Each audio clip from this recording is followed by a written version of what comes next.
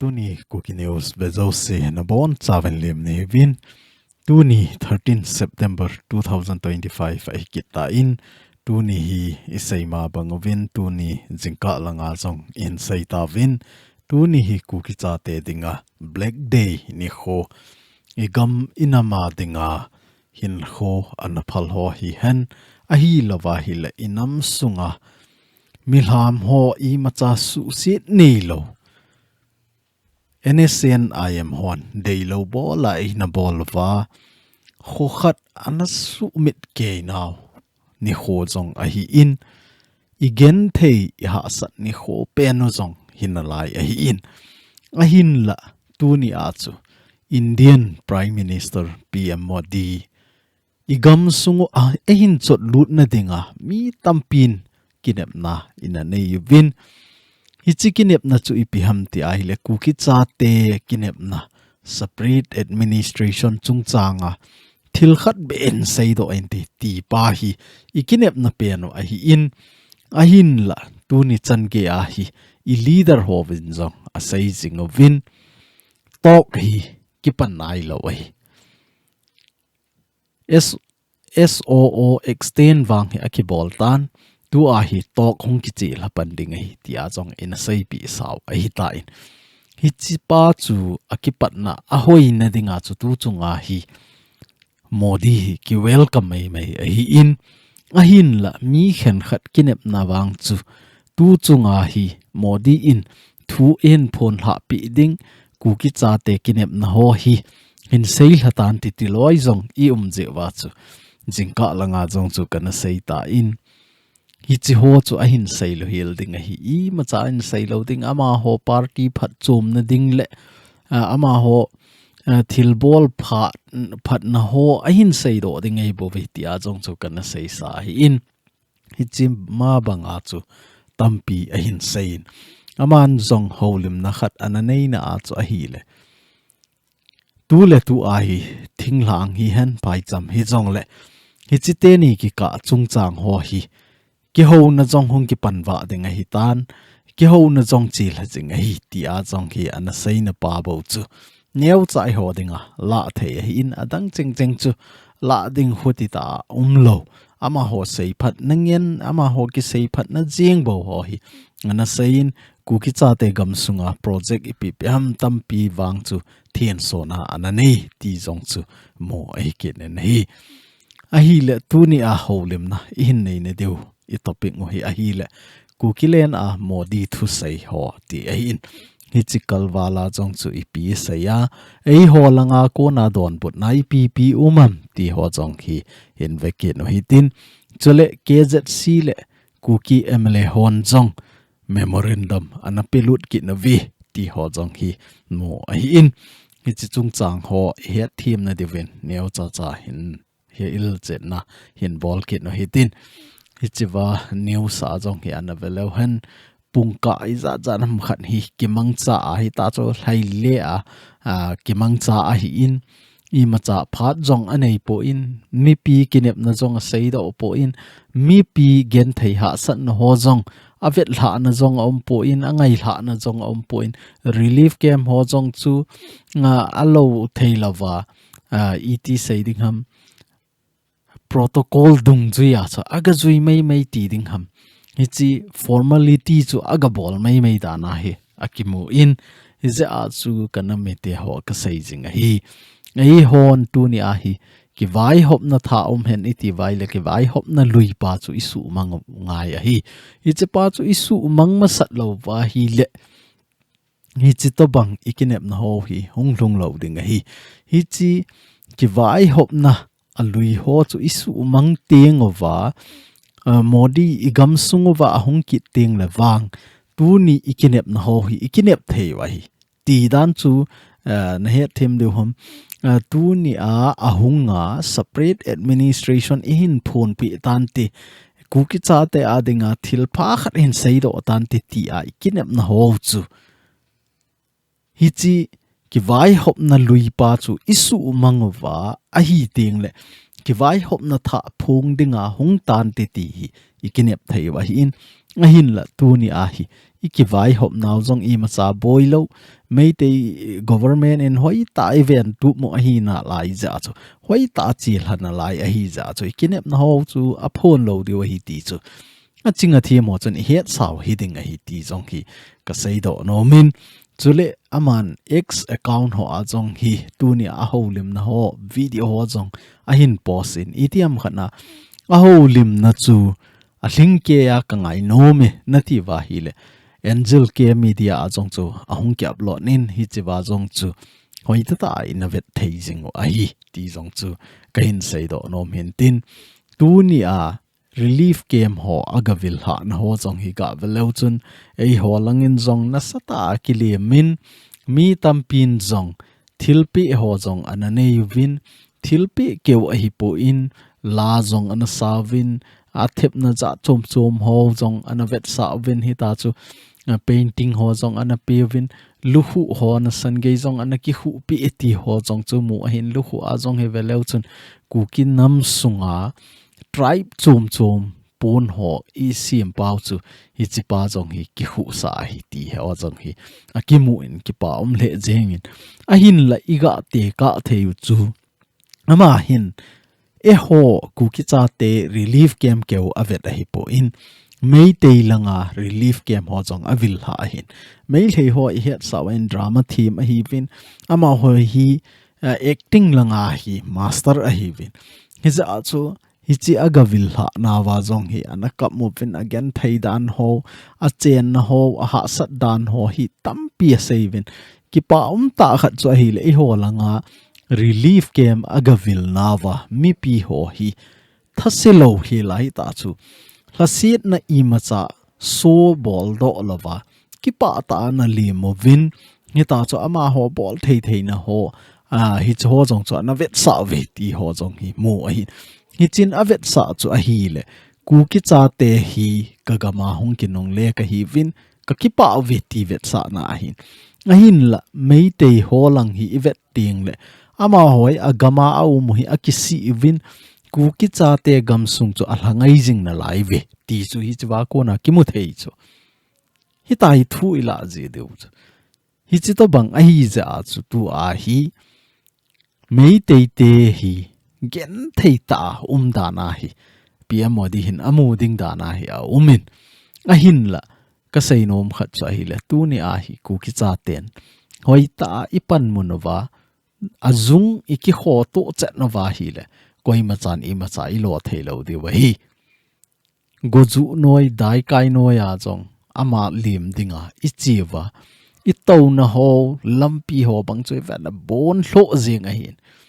hi chi to banga hi pan ila khom wa I din khom jing wa Tuni a modi hung dinga iki got bangwa hi mi pi zo se ima sangova sa modinga ki gong so ke han langile chomlo ka I modi wa hi a hin la e ho hi thilpha hin bol ting le thilpha muthei lova thil se lai lai copy do a thil se lai lai hin sei do ho hi tam jiwen thilpha mo mong ki muthei lo ta banga hi a umin Meitei ho hin Manipur ahung boya patna hi aha sei pe nu cha hi le Modi hoilaya hitam Modi amang tai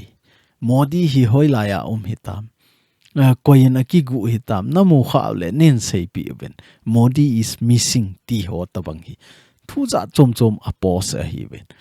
ahin la tu a hi Modi Manipur gamsung ahin chot kit pha na go back Modi ti a hi hlang asam kit ve ti ho jong he mo hin e ho gamsung cha lang khana yenge a chom chom mai chen je wa jong chu lo jong he mai thei a hin ai khuti la vai le I lam kai ho I za ji o a hi lo le lam kai thu inun je wa chu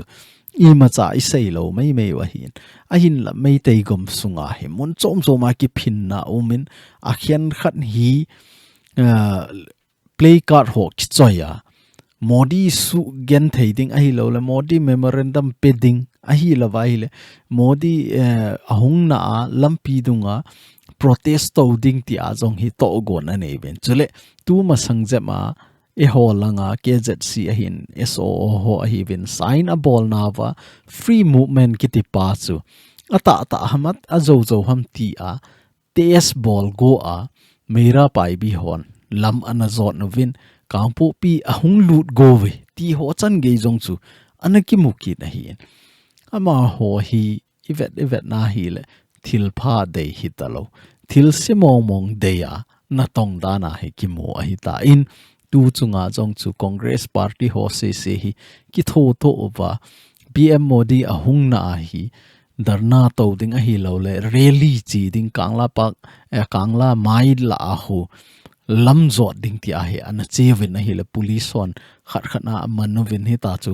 ana pui mangove ti ho chan ge jong hi mu a hi na ma ho gam sung jong hi na sata boy a hi ti pa chu het thein device se wa hi in chule tu chung Modi in KUKILAND AHIN vil ha na Kuki zo council ten Memorandum hoita na ji win ana pi win ama ho keu hilovin Kuki MLA honjong ana ji ki novin Manipur gam sunga chamna le lungmona a theina ding hi only one solution hi chi chu ipiham tele separate administration hi ti hi in KZC honjong UT with legislature ti lawahi Manipur gam sunga solution na dang kito na ding le peace theina ding hi tapon te ti a jong hi ana memorandum ana pilut no ve ti ho jong chu mu a hi in chule tu chunga PM Modi in ahin vil ha na chunga pu paulin lal in news ho hinga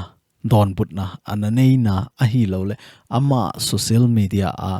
X account na post ana bol ho jong chu imu de en tweet ana bola thu ana ji ho chu imu so ke de gata sanin koi da bang amulo au mai le ga se hiten BJP MLA pu paulin lal hau kimin tu chunga PM Modi hung hi nasata adem na anei ti hi chu adem na chu ipiham tela mana sei di ji chu pu paulin lal hi MLA hola azong akimang thei pen thudi in tam sei do pen khat jong a hi ji aman ana sei pen cha hi le tu chunga PM Modi hung hi kuki cha te gen theina kuki cha te keu a hi poin Manipur gam sunga Meitei hi han kuki te hi jong le again thein ho hi angai hla pi a hung ham again thein ho hi angai hla dinga hung ham kitia tu a hi minute nga jing jong minute som cha jing jong hita chu ngai hla pi lo vet hla pi lo wa ama seiding beb anaki sein anaki hlei mang tai hi chi hi thil phamo ta hi in phalesele agam sunga ama member ti chu BJP MLA tampi jong ka umovin hi chu ho bi hi minute som be pi han lang minute som langa be pi han lang ipi angai cha no ham ipi adei ham ti be he ngai hlale phading ahin la program kiman na function ahung lunin adei chaphep aki seido in honding jo se aki hondo in anaki lei mangin kei ho thu sei khat cha jong e ngai hla pi man pon kei ho thu sei na phat jong minute som cha jing jong e pi poi ti hi ama hin dem na ananei pe na hin aji chu kumni hul tenga anaki nga a tu chunga akhat vei hung na mi tampin akine pi chu mi zo se ki mo pi hi jong le ama member BJP MLA ho be hi khat vei be e to pi han lang igen thei I ha sat na ho hi niau chat be ki sei hen lang ai hlale ti hi ama long dei a hi na hin la hi cho om lo ja chu pu pau le le lin jong dem na ana bol la hi ti chu het thei dewa in se wa in chule KZC in tu chunga memorandum ana pi ikit na a hi a sei chu hi chiwa jong hi imo a hi ta in bola in koivin kei ho le meitei ho ka ki boi naw hi peace hen Meitei le kuki ki ka a chamna ta hen a hi lo le lungmon na ta hen masang banga chamdela cheng ki taw hen nati wa hi le tu a hi neighbor khatna ka chen thewa hi neighbor I ti ting le chon a chom ti nai ta chu in hlang pa in sa pa ti to bang tai a hi tai hi chi to banga ka chen ta lo wa hi le chun tu a hi a cheng khom thei ka hi ta po vi ti a zong hi an het sa vin tu le tu a ku ki cha ten ka de yu le ka ngai pe no le Manipur gam sunga chamna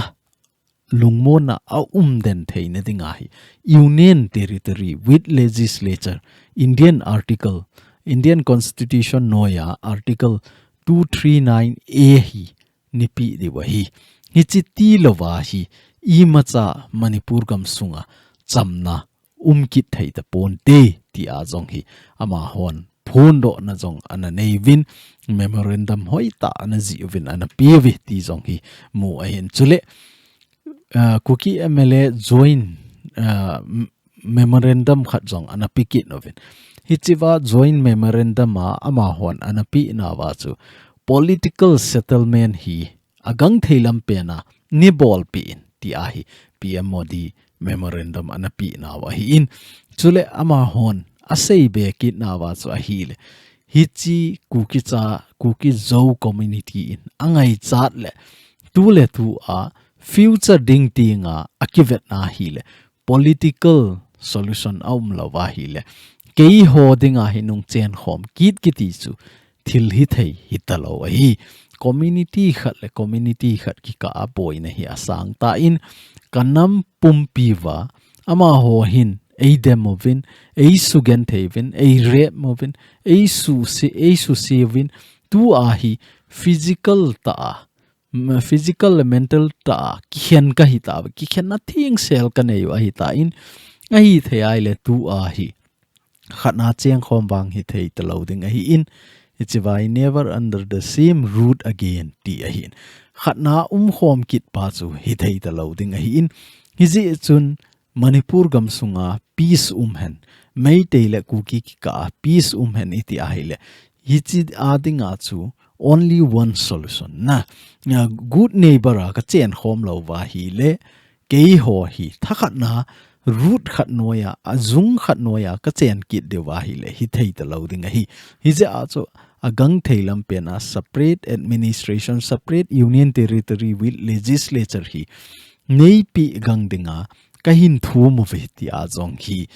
MLA 10 MLA kuki 10 MLA ho hin tu chung Modi hung na hi ta chu memorandum ana piki no ve ti chu iga sai theu hin tin tu ni in sai the ho hi chan chu hin tin tu ni ke khop na a gol hang robot ama hi pa cha rom the jengin mi pi ke khop na jong chu video ho a cha na ki moin we want only separate administration we want separate state ti ha ana penga ana sama hi chi zawa chu war of remembrance langa hai ana chi ki nin salute ho jong aga bole ama athu sei chu neu khat anga ya hi la man jong ki doi sa lo pha na chu gapot do dan a hin hi chi to banga hi igam inam ngai lu ho ki hol hi inam sunga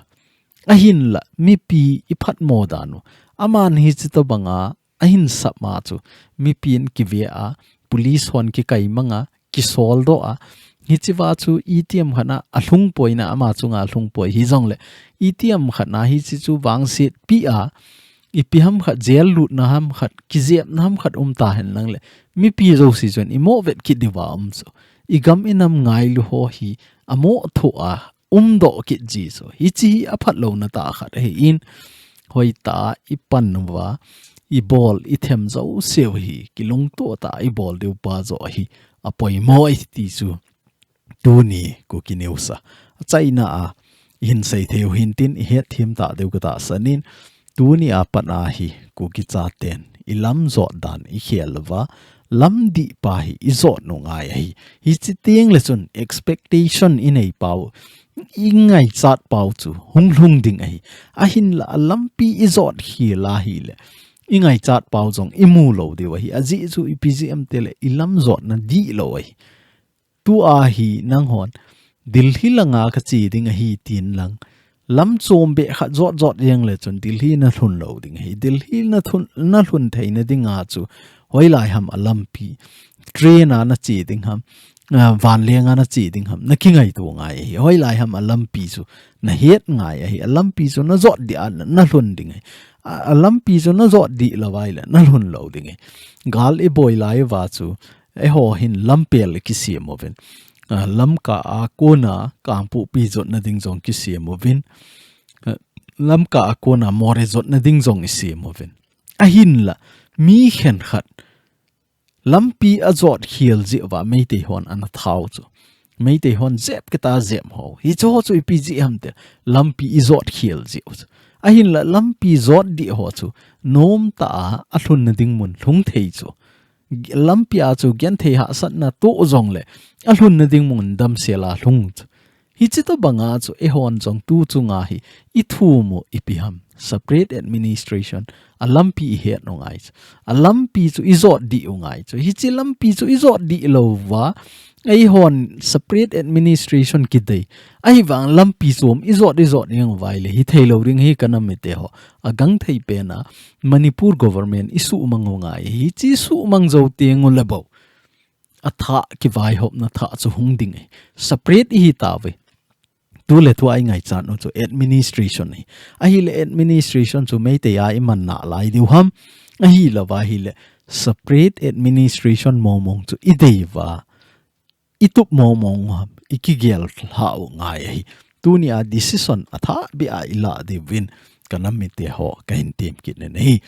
Tuni Cookie News ve a ngai la ho zo si na chung chi win ka ki pa in bon cha win pathin in phat thein bo jing taw hen